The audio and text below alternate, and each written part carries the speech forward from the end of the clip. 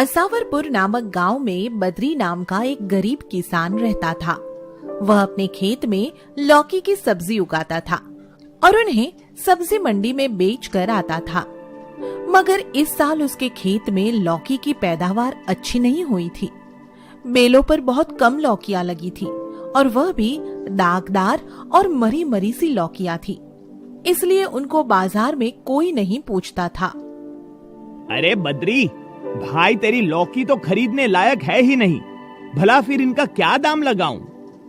पता नहीं इस बार क्या बीमारी लग गई सेठ जी, सब जत्न करके भी यही हाल है।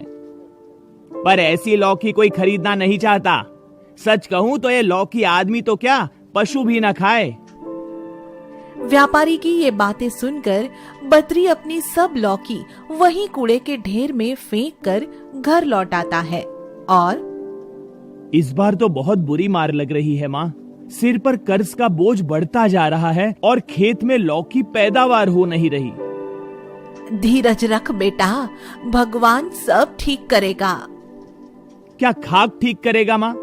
सब तरह के जत्न करके देख चुका हूँ, पर बेलों पर लौकी लगती ही नहीं, और जो थोड़ी बहुत लगती भी है तो वो खाने लायक होती नहीं। बद्री यह कह ही रहा होता है कि तभी साहूकार धनीराम उसके घर आ धमकता है। क्यों बे बद्री, इस साल मूल तो दूर, तू तो सूद तक नहीं दे पा रहा। ऐसे कैसे चलेगा? मैं क्या करूं? इस साल लौकी लगाई थी खेत में, मगर कुछ भी पैदावार नहीं मिल रही सेठ। तो इसका जिम्मेदार मैं थोड़ी ना हूं। महीने भीतर सारा कर्ज चुका दे, वरना तेरे खेत पर कब्जा कर लूंगा, समझा? यह कहकर साहूकार धनीराम दरवाजे के किवाड़ पर जोरदार लात मारता है और फिर बड़बड़ाता हुआ वापस चला जाता है।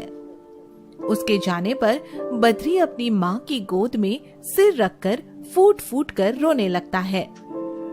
माँ, ये जालिम तो हमारे पीछे ही पड़ गया।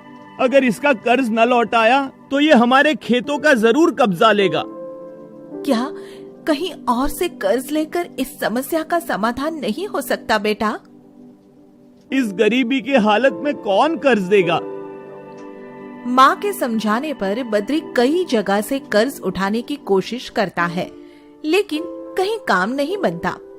उल्टे उसे अपने घर का खर्च चलाने के लिए भी दूसरों के खेतों में मजदूरी करनी पड़ती है। भगवान भी क्या से क्या कर देता है भाई। कल तक मैं अपने खेत पर दूसरों को मजदूरी देता था और आज मुझे खुद ही मजदूरी करनी पड़ रही है। एक शाम बद्री मजदूरी करके घर लौटने के बाद भोजन करने के लिए बैठने ही वाला था कि तभी कोई दरवाजा खटखटाता है। इस समय कौन आया होगा? यह कहते हुए बद्री दरवाजा खोलता है और दरवाजे पर एक साधु को खड़े पाता है। कहिए साधु महाराज, मैं आपकी क्या सेवा कर सकता हूँ? बेटा, एक रात के लिए भोजन और आश्रय मिल जाएगा तो ईश्वर आपका भला करेगा।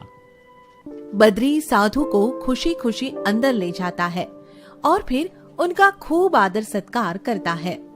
साधु बद्री से बहुत खुश होता है और फिर अगले दिन बद्री को आशीर्वाद देकर वहां से चला जाता है। साधु के जाने के बाद बद्री अपने खेत पर जाता है तो एक बेल पर सुनहरी लौकी को देखकर हैरान रह जाता है। अरे, सुनहरी लौकी? कहीं सोने की लौकी तो नहीं? अगर सोने की लौकी हुई तो इसे बेचकर बहुत सारे पैसे मिल सकते हैं। यही सोचकर बद्री बैल से उस सुनहरी लौकी को तोड़ने की कोशिश करता है, मगर तभी उसे एक आवाज सुनाई देती है। बद्री, मैं एक जादुई लौकी हूँ, तुम मुझे तोड़ नहीं सकते। हाँ, पर जो चाहो मुझसे मांग सकते हो। मैं जब तक तुम्हारे खेत में रहूंगी तुम्हारी हर इच्छा पूरी करूंगी, बस लालच मत करना। पर आप मेरी इच्छा कैसे पूरी करेंगी? तुम जिस भी चीज की इच्छा करके मुझे प्रेम से सहलाओगे, तुम्हें वही चीज मिल जाएगी बद्री। यह सुनकर बद्री बहुत खुश होता है और फिर मन में पैसे की इच्छा करके सुनहरी लौकी को प्रेम से सहलाने लगता है। जैसे ही वह लौकी को सहलाता है, ठीक वैसे ही उसके आसपास नोट बरसने लगते हैं। अरे, भगवान ने मेरी सुन ली। साधु महाराज की सेवा काम आ गई। अब तो मैं अपना सारा कर्ज उतार सकूंगा। यह कहते हुए बद्री अपने खेत से सब नोट इकट्ठे करके घर ले जाता है और घर आकर सुनहरी लौकी के बारे में अपनी माँ को बताता है। यह तो बड़ी खुशी की बात है बेटा। ईश्वर ने यह सब तुम्हारी नेकी का फल समझकर दिया है। इससे तुम्हारा जीवन तो सुधरेगा ही, साथ ही तुम अन्य गरीबों की भी मदद कर सकोगे। हाँ, मैं सब गरीबों की मदद करूंगा। इस तरह जादुई लौकी की मदद से बद्री के पास पैसे की कमी नहीं रहती है। वह साहूकार का सारा कर्ज उतार देता है और बहुत ही बड़ा घर बनाकर उसमें रहने लगता है। फिर धीरे धीरे वह गांव का सबसे अमीर आदमी बन जाता है और हमेशा गरीब लोगों की मदद करता है। बद्री बेटा, बेटी की शादी करनी है। अगर थोड़ी मदद मिल जाती तो कुछ काम चल जाता।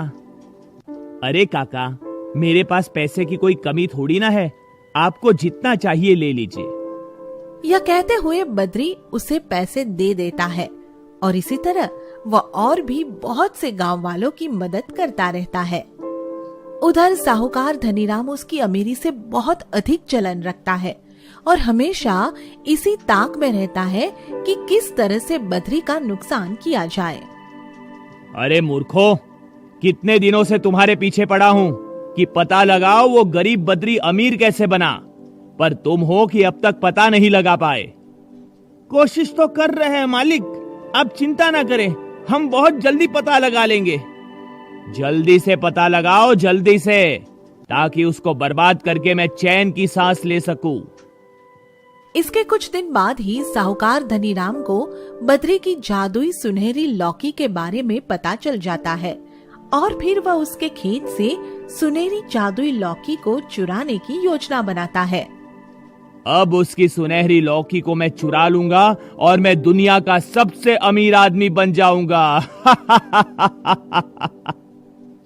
यह कहकर साहूकार धनीराम अपने आदमियों के साथ बद्री के खेत में पहुंच जाता है और फिर जैसे ही सुनहरी लौकी को बेल से तोड़ने की कोशिश करता है, तुरंत कुछ डंडे हवा में लहराते हुए प्रकट होते हैं और उन सब की पिटाई करने लगते हैं।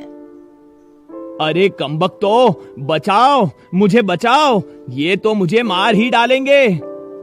हम कैसे बचाए मालिक, यहाँ से भाग लो, नहीं तो मारे जाएंगे। इस तरह धनीराम और उसके आदमी वहाँ से भागकर अपनी जान बचाते हैं और फिर कभी बद्री और उसके खेत की तरफ देखने तक की हिम्मत नहीं करते।